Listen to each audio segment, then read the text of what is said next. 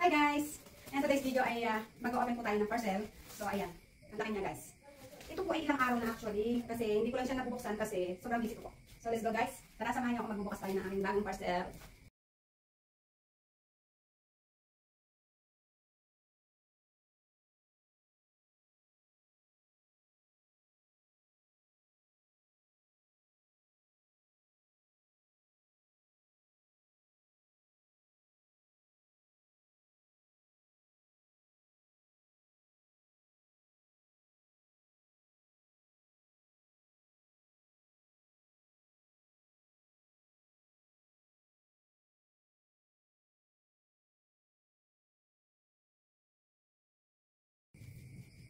Ganda.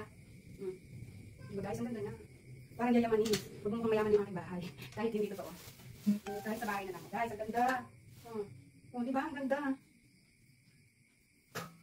Ito pang isa, the last one. Ang ganda niya talaga guys. Pag nilagay mo siya dyan sa wall. Sino magsasabi na mura lang to? Sa mall, pag dinalak to sa mall, pinuntahan nito sa mall, napakamahal nito sa mall. Diba? Ang ganda niya. Pero mas pinakos, ganda din siya. Testing natin sa... ang ganda. Okay ba guys? Diba?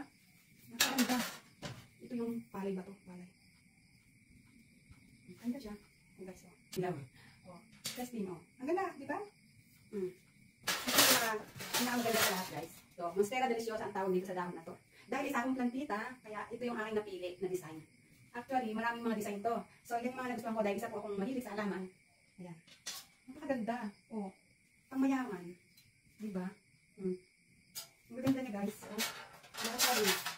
Guys. Diba? Ang ganda. Lahat sila magaganda. Lalagay ko doon sa aking sala or dito. Pag-iisipan ko pa. Kasi doon gusto ko din lagyan. So, ang ganda guys, diba? Meron na naman akong bagong pagkakaabala. So, may kasama na siya. May libre na po siya ito. Bawat isang frame, may libre siya. Kaya, so, ano na lang kayo, i-deliver nyo na lang siya. Sa murang halaga, napakaganda, napag-display sa inyong bahay. Kaya sa bumili kayo ng mga, kung ano-ano mga, na nakakadagdag kalat, dagdag lipitin, ito hindi siya. Hindi siya magpipilit kahit tumagal pa. At saka hindi siya bakal siya. Diba? Bakal, walang bulok, walang kalawang. Magsasawa ka na. Pwede mo rin po itong pag nagsawa ka, palitan siya ng kulay, isprayan mo lang siya green. Para mapuhay siya pag nagsawa ka sa gold, pwedeng green, kasi green naman ang dahon, diba? So, yan guys. Binigyan ko na kayo ng tip. Pag-ayaw mo sa kulay. So, diba guys? Ang ganda. Nalagay ko siya doon sa aking sala. At ito naman yung aking nabiling kurtina doon sa isa kong vlog. Yan po siya. Bali, hindi itong kurtina na tuan. Magnet siya, magnet. Yan. Magnet. Yan. Kasi pag nagpiprito ako dito sa kusina, nangangamoy siya sa buong bahay. So, nilagyan ko ng pinto ng aking kitchen. Kasi wala talaga siyang pinto.